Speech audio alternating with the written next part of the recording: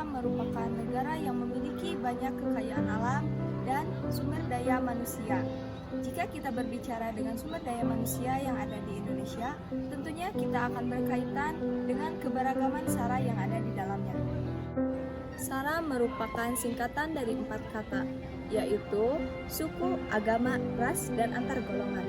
Keempat kata yang tentunya selalu berkaitan dan tidak dapat dipisahkan, yang selalu hadir dalam aspek sosial, kehidupan, budaya yang ada di masyarakat. Keberagaman SARA yang ada di Indonesia ini merupakan suatu kesatuan utuh yang membuat Indonesia bersatu dalam banyaknya perbedaan. Dengan adanya perbedaan itu, Indonesia menjadi kaya akan bermacam-macam hal yang tentunya menjadi penguat persatuan dan kesatuan bagi bangsa Indonesia. Persatuan dan kesatuan itu sendiri berasal dari kata satu, yang berarti utuh atau tidak terpecah belah. Beberapa bagian yang sudah bersatu, berserikat, bersifat tunggal, berperihal satu, keesaan, dan merupakan hasil dari persatuan yang sudah mengangkat tulang. Ciri-cirinya adalah yang pertama ada perbedaan fisik, yang kedua perbedaan bahasa yang digunakan, yang ketiga kekayaan yang digunakan, yang keempat memiliki wilayah domisili, yang kelima berkembang biak secara tertentu dalam kelompoknya, yang keenam memiliki nilai-nilai dasar yang mencerminkan kebangsaan, yang ketujuh mewujudkan interaksi dan sarana komunikasi, yang kedelapan yaitu gaya rumah yang ditempati, yang kesembilan makanan yang dikonsumsi, dan yang terakhir adalah terdapat anggota yang mampu mengenali diri sendiri, juga mudah untuk dikenal anggota dari suku bangsa lain. Penyebab keberagaman SARA di Indonesia yaitu satu, kondisi negara kepulauan. Indonesia juga dikenal sebagai negara kepulauan yang menyebabkan penyebaran masyarakat di pulau yang berbeda-beda. Di setiap pulau, masyarakat mengembangkan budaya masing sesuai dengan kemajuan dan lingkungannya. Kedua, penerimaan masyarakat atas perubahan dan nyata sikap masyarakat terhadap perubahan seperti budaya baru mempengaruhi keberagaman masyarakat Indonesia. Sayangnya, penerimaan ini terkadang berbeda antara masyarakat, perkotaan, dan pedesaan. Yang ketiga yaitu wilayah Indonesia. Letak yang menguntungkan ini membuat Indonesia berada di jalur perdagangan internasional yang membawa komoditas dagang beserta kebudayaan luar pada budaya Indonesia. Yang keempat, ada perbedaan kondisi alam. Kondisi ini menyebabkan Indonesia memiliki kekayaan alam yang sangat melimpah. Hasilnya keberagaman terkait mata pencaharian, makanan pokok hingga keseharian timbul dan mempengaruhi masyarakatnya. Yang kelima, yaitu keadaan transportasi dan komunikasi. Kemajuan transportasi dan komunikasi ternyata ikut mendukung pertukaran budaya di berbagai wilayah di Indonesia. Yang keenam ada sejarah. Sejarah adalah salah satu hal yang tak bisa dilepaskan dari keberadaan Indonesia. Masyarakat Indonesia pada dasarnya terbuka terhadap perubahan nilai dan budaya. Yang ketujuh yaitu keanekaragaman ras. Ras merupakan salah satu faktor yang menyebabkan keberagaman dalam masyarakat Indonesia. Contoh kasus konflik keberagaman SARA, salah satunya konflik Ambon. Konflik sekretariat Kepulauan Maluku adalah konflik etnis politik yang melibatkan agama di Kepulauan Maluku, khususnya Pulau Ambon di Halmahera. Konflik ini bermula pada era reformasi awal 1999 hingga pendatangan Piagam Maluku II tanggal 13 Februari 2002. Penyebab utama konflik ini adalah ketidakstabilan politik dan ekonomi secara umum. Di Indonesia setelah Soeharto tumbang dan rupiah mengalami devaluasi selama dan sesuai krisis ekonomi di Asia Tenggara.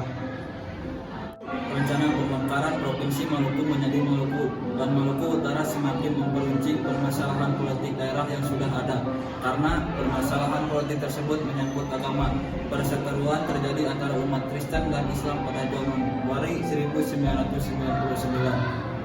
Perseteruan ini dengan cepat berubah menjadi pertempuran dan tidak kekerasan terhadap warga sipil oleh kedua belah pihak.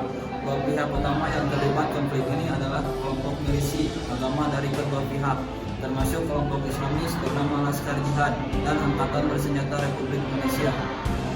Kategori ancaman termasuk ke dalam kategori ancaman non-militer karena ancamannya berupa berdimensi di bidang ideologi, politik, ekonomi, sosial budaya, teknologi, informasi, serta keselamatan umum.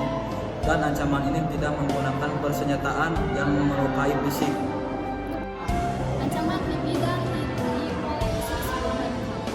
Di antaranya adalah yang pertama bidang ideologi. Ancaman di bidang ideologi memungkinkan mempengaruhi pemikiran dan pandangan masyarakat terhadap ideologi bangsa Indonesia, yakni Pancasila. Apabila ancaman itu terus dibiarkan, dikhawatirkan dapat menimbulkan disintegrasi. Yang kedua, bidang politik. Ancaman di bidang politik dapat muncul dari dalam negeri maupun luar negeri. Ancaman politik dalam negeri biasanya berupa pengarahan massa untuk menurunkan pemerintahan yang berkuasa. Akibatnya dapat menimbulkan konflik dengan pemerintah. Yang ketiga, bidang ekonomi. Arus globalisasi mempengaruhi pola konsumsi masyarakat terhadap produk luar negeri. Kondisi demikian merupakan salah satu contoh ketergantungan ekonomi antar negara. Jika kondisi tersebut dibiarkan, pengaruh asing dikhawatirkan dapat menjajah perekonomian negara. Bidang sosial budaya tidak hanya membawa dampak negatif terhadap perekonomian, globalisasi juga dapat menimbulkan ancaman sosial budaya. Apabila dibiarkan, kondisi tersebut akan melunturkan sikap tenggang rasa dan gotong royong antar sesama. Yang terakhir, bidang pertahanan dan keamanan.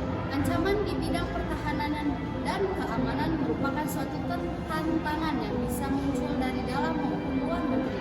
Akibatnya dapat menimbulkan rasa tidak aman bagi masyarakat.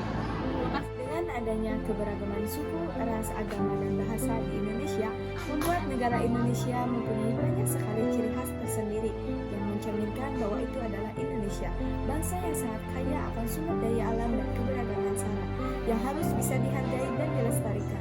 Kebudayaan adat istiadat yang terus melekat pada diri bangsa yang membuat Indonesia memiliki ciri khas yang hanya dimiliki Indonesia dan tidak dimiliki bangsa lain. Maka dari itu, kita sebagai generasi muda harus sejak dini menerapkan nilai-nilai yang mencerminkan bahwa kita anak bangsa yang hebat, anak bangsa yang mampu menjunjung tinggi nama Indonesia di dunia.